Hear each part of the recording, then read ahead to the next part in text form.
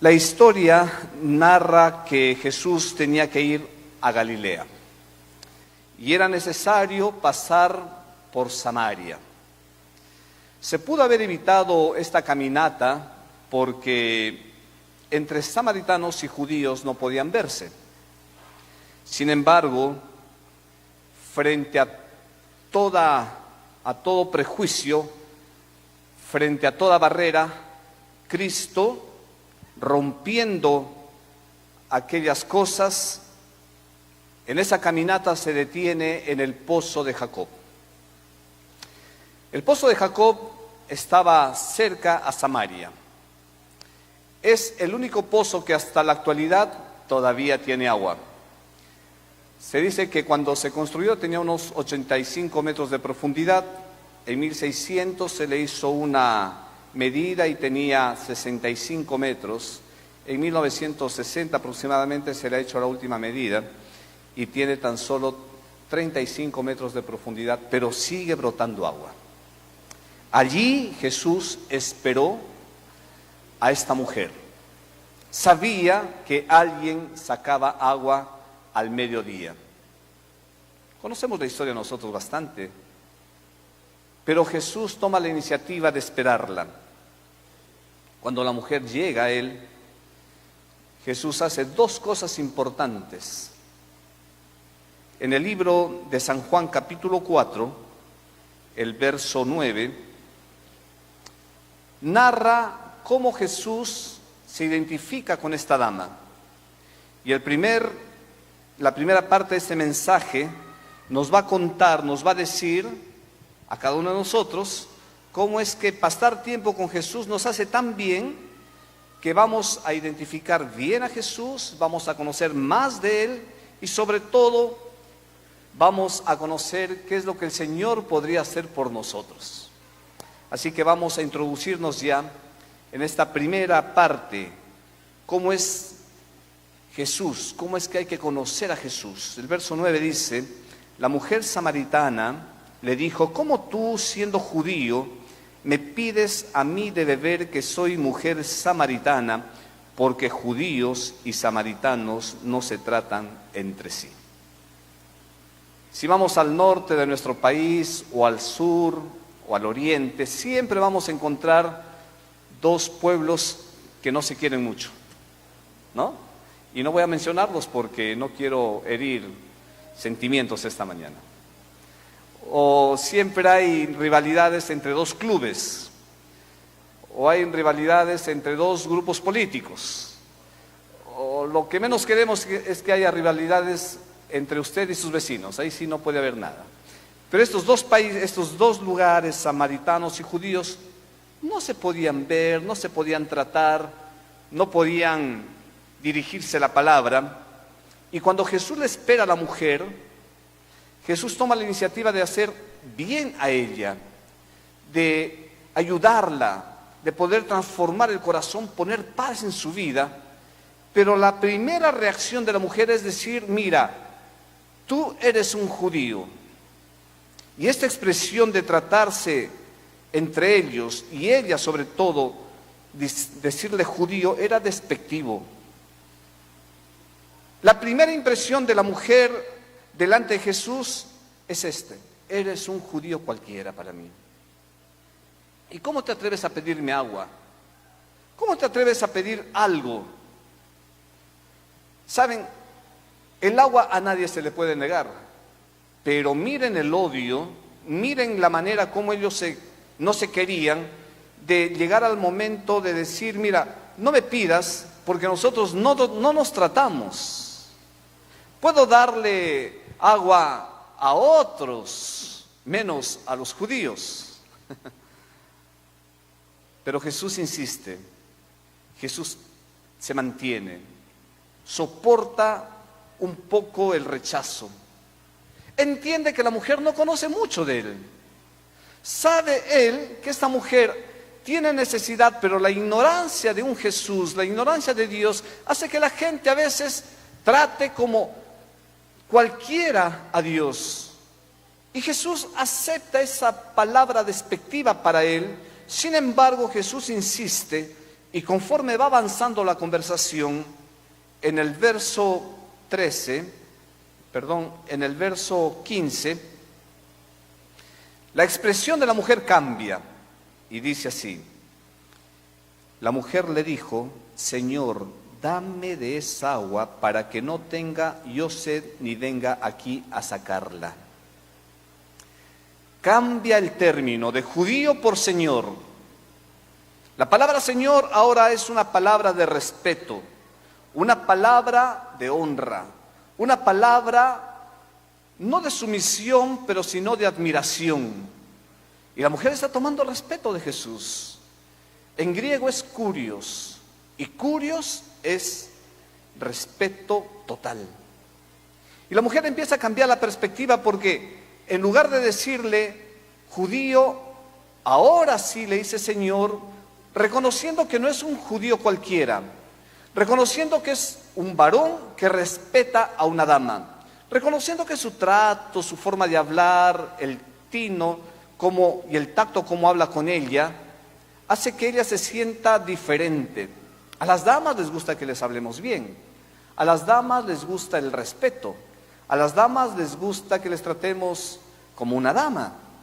Y entonces ella, al sentir que las palabras de Jesús, su tono, la forma como Él le habla, es diferente, entonces ella le dice, Señor, si en ese momento la mujer hubiera regresado a casa, es posible que haya ido a casa contando a los amigos, a los vecinos, diciéndole, ¿saben qué? Conocí a un judío, pero a un judío diferente, a un judío que sabe tratar, a un judío que sabe hablar. Conozco a un judío que no se aprovechó, que no me insultó, que no me dijo samaritana, que no me juzgó, que no sentenció mi vida, sino alguien que me habló dulcemente, que me hizo ver la vida de otra manera. Y yo creo que hay judíos buenos, pero Jesús no quiere solo ser reconocido como un Señor de respeto. Jesús espera que nosotros lo miremos diferente. Y entonces Jesús persiste con ella. Y en el verso 19 encontramos la siguiente expresión: Señor, me parece que tú eres profeta. Parece que en el grado, en el tiempo que uno pasa con Jesús, va cambiando la perspectiva, el concepto, y es que la actitud se cambia con tres cosas: con el conocimiento, con el afecto y la decisión. Uno no podría cambiar de actitud frente a Jesús si no lo conozco.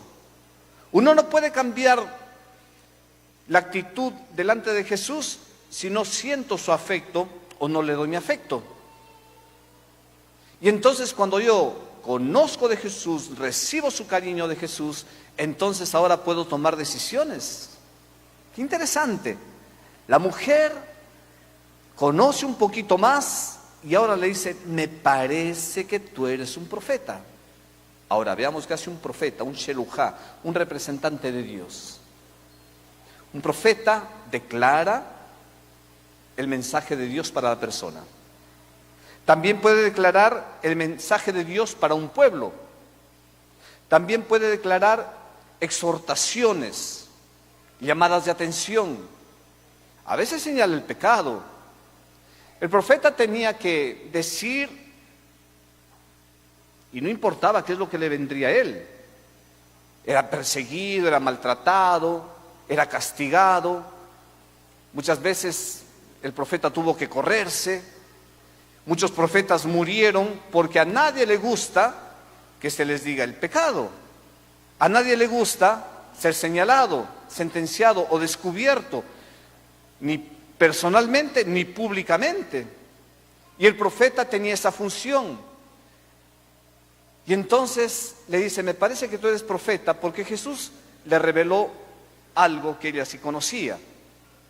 Y le dijo, mira, tú tienes 5 maridos y el que ahora tienes tampoco es tu marido. No era una ofensa a la palabra marido, pero sí se sintió descubierta ella.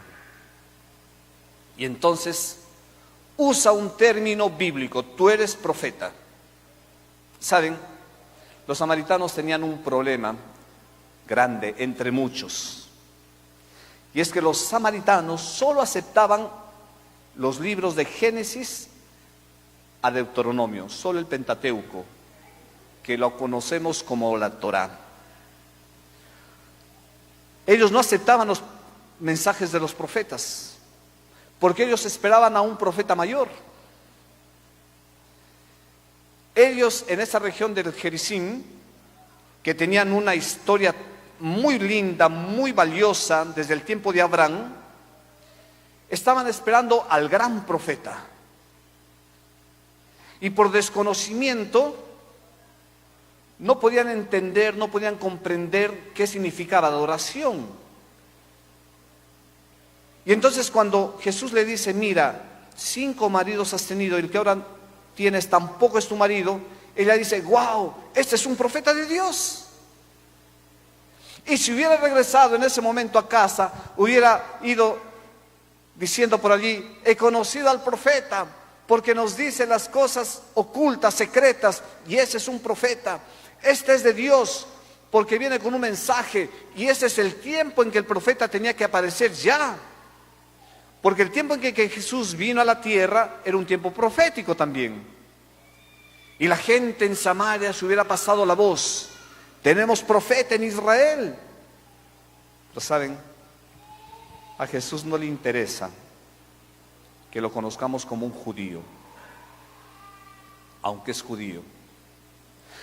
No le importa que lo conozcamos como Señor, aunque es un Señor de respeto. A Jesús no le interesa que lo conozcamos como profeta. Te voy a decir por qué.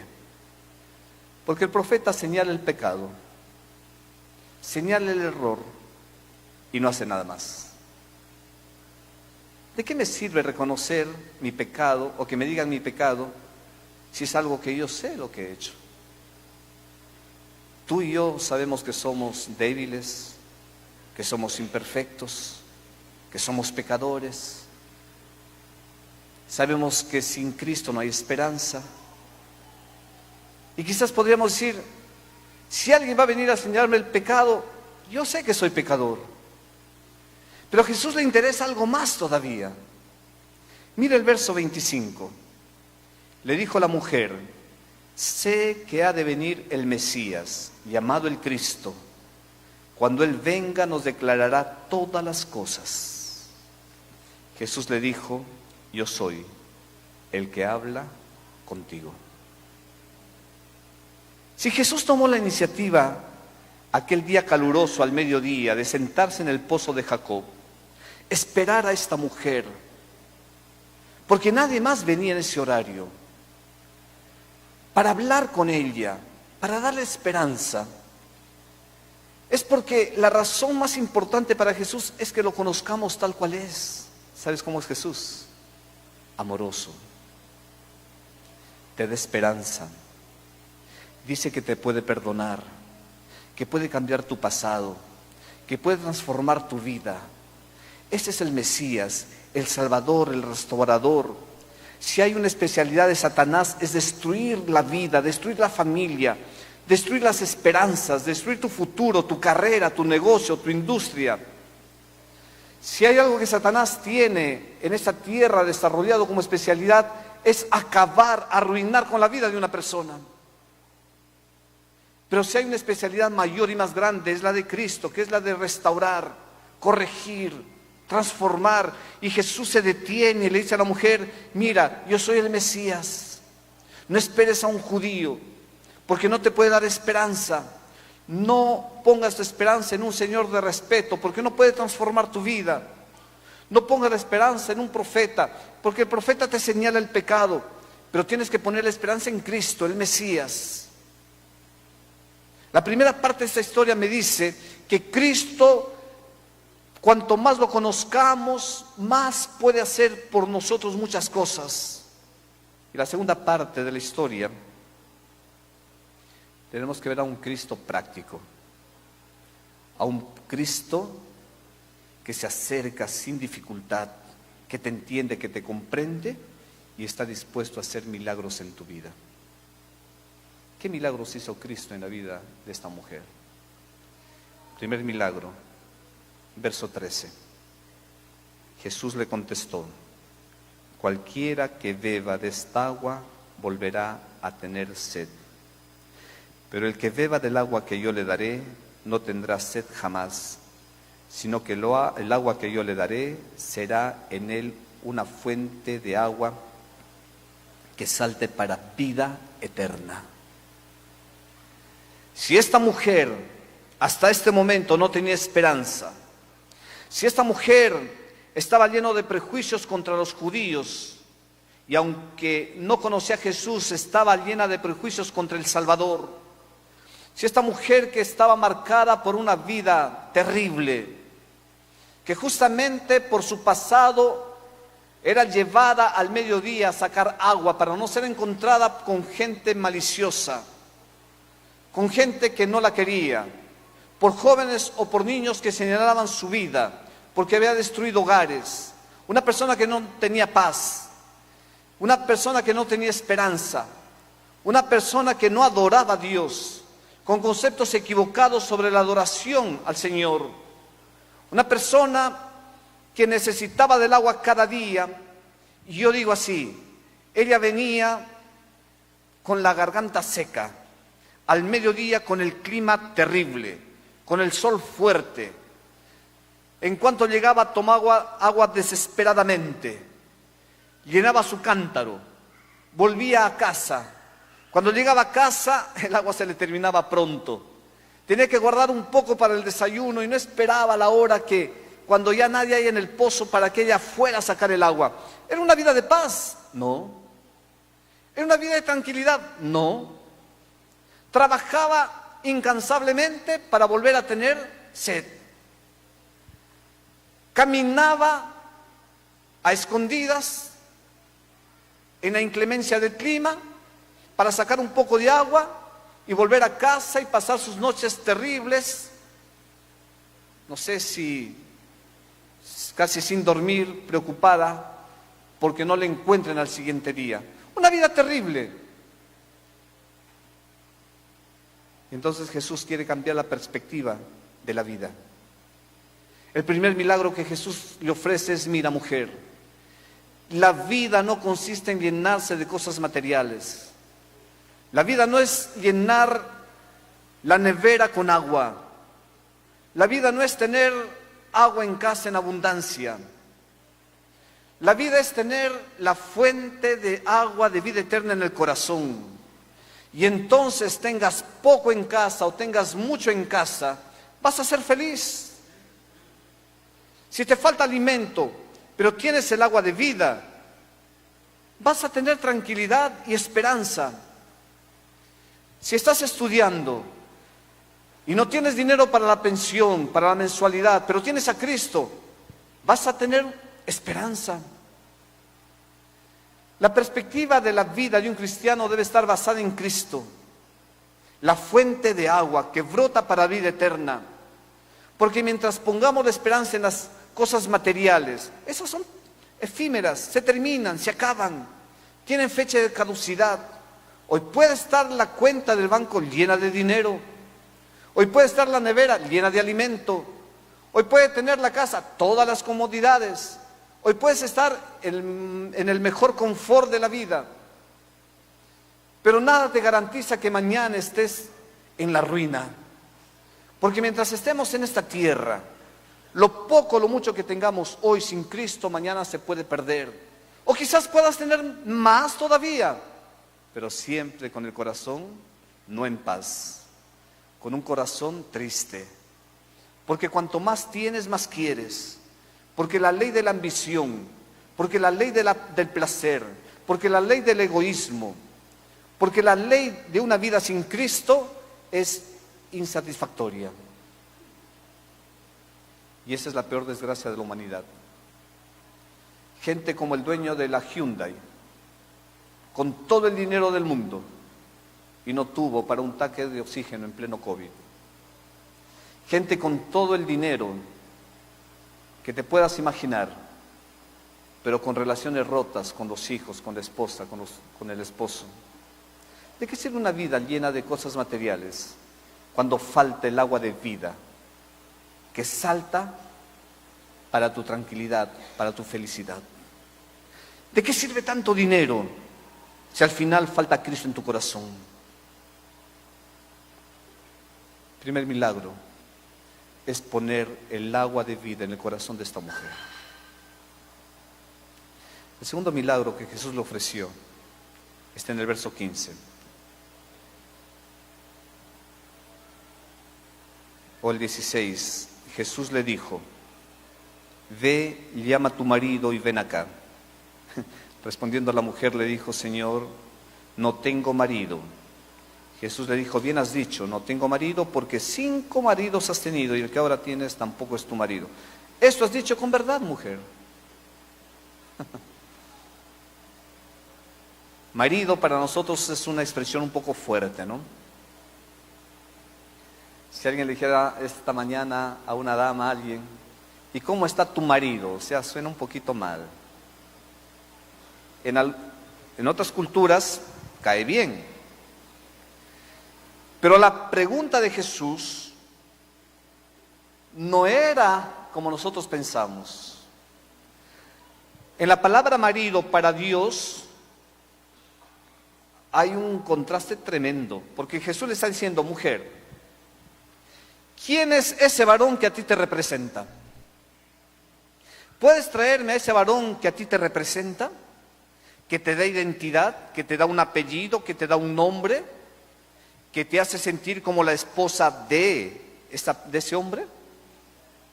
¿Tú puedes traer a ese hombre que te da seguridad?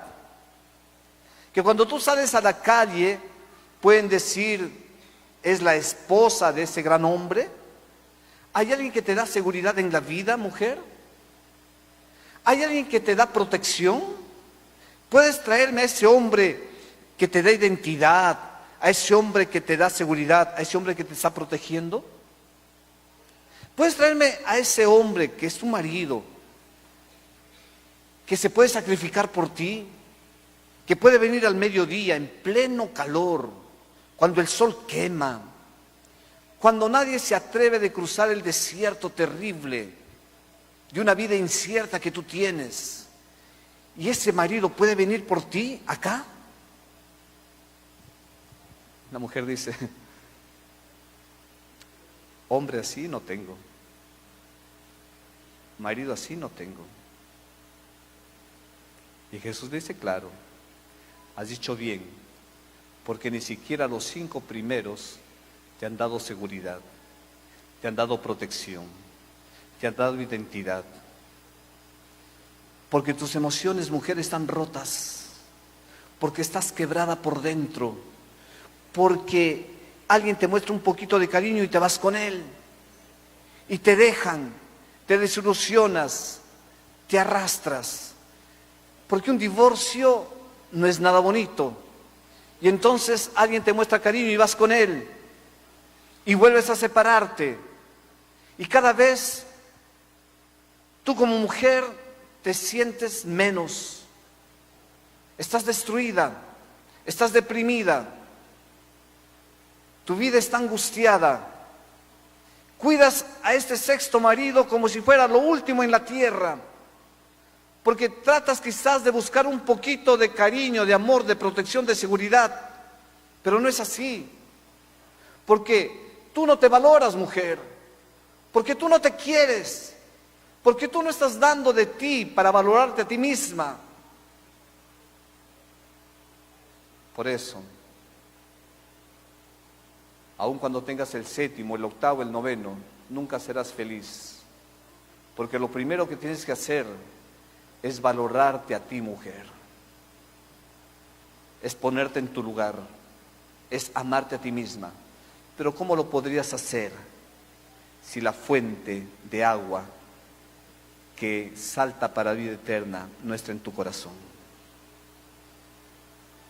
El tercer milagro, el verso 21. Mujer, créeme que la hora viene cuando ni en este monte ni en Jerusalén adoraréis al Padre.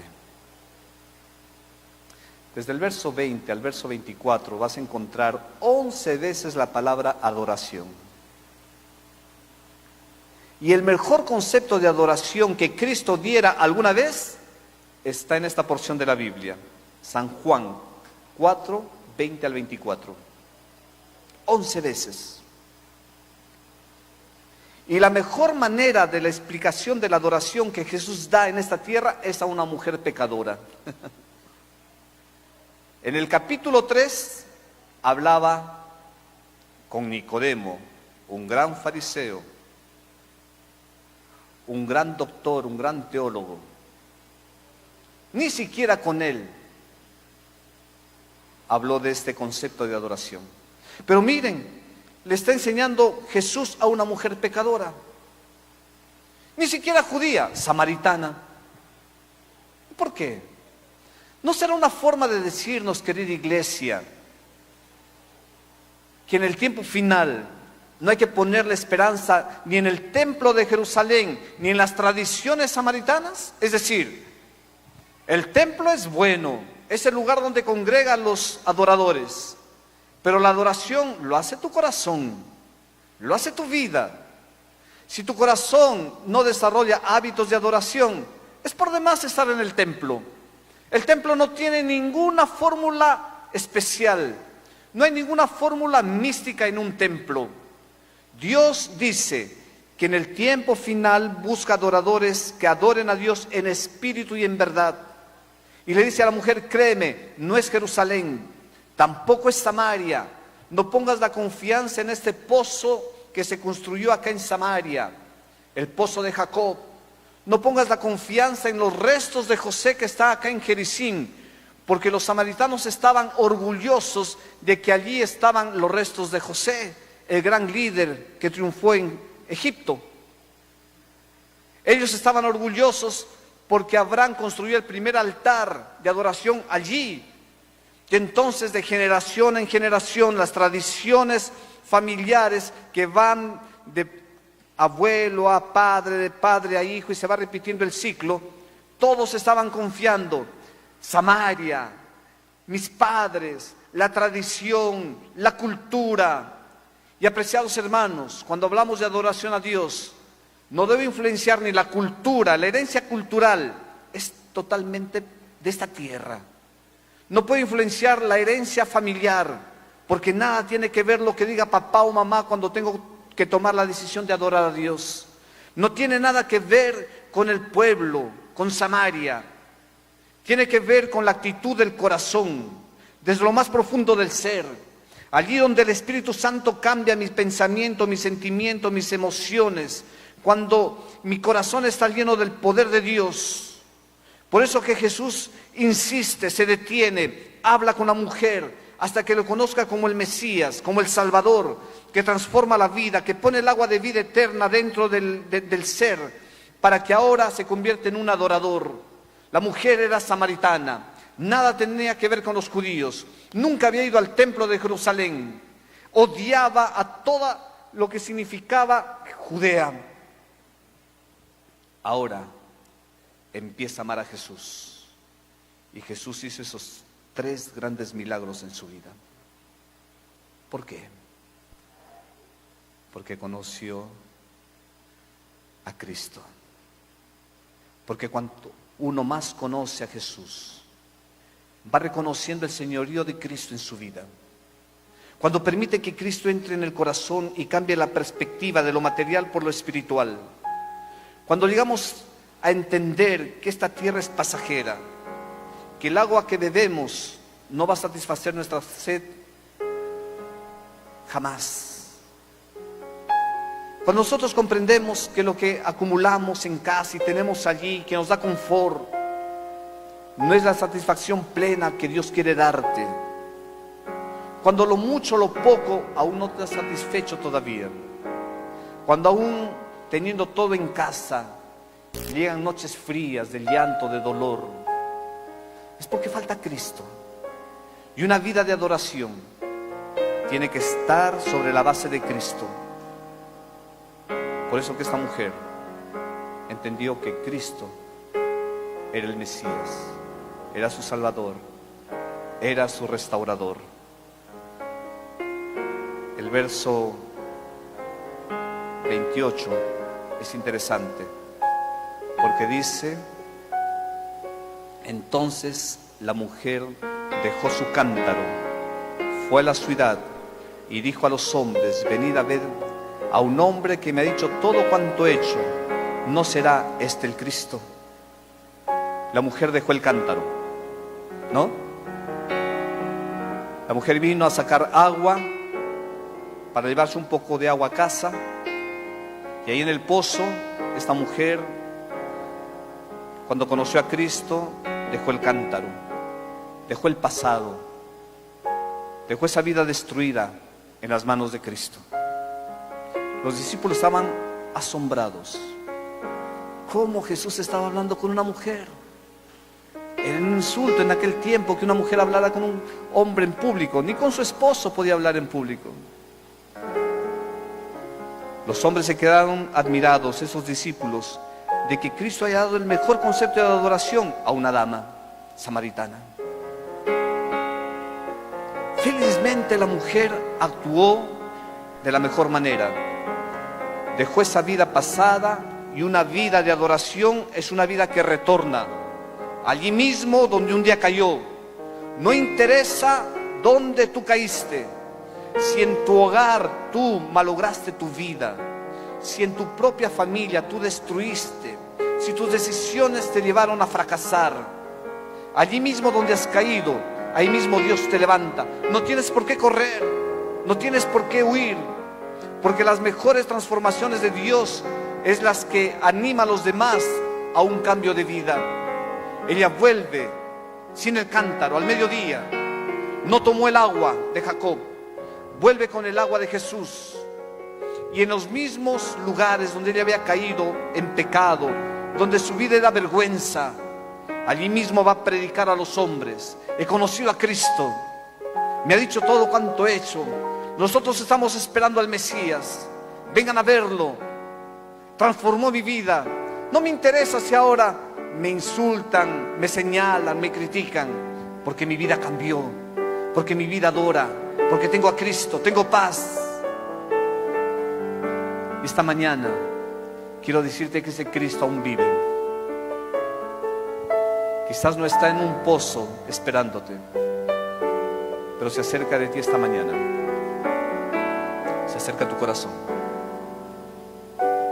te mira y te dice: mira, hijo, ¿qué tienes para darme? Tú puedes ofrecerle a Cristo un vaso de agua ahora, o un vaso vacío. ¿Qué tienes para Cristo? Puedes darle un vaso que rebase de agua, o un cántaro con un pasado triste. Has estado luchando por ser el mejor adorador y no has podido hacerlo.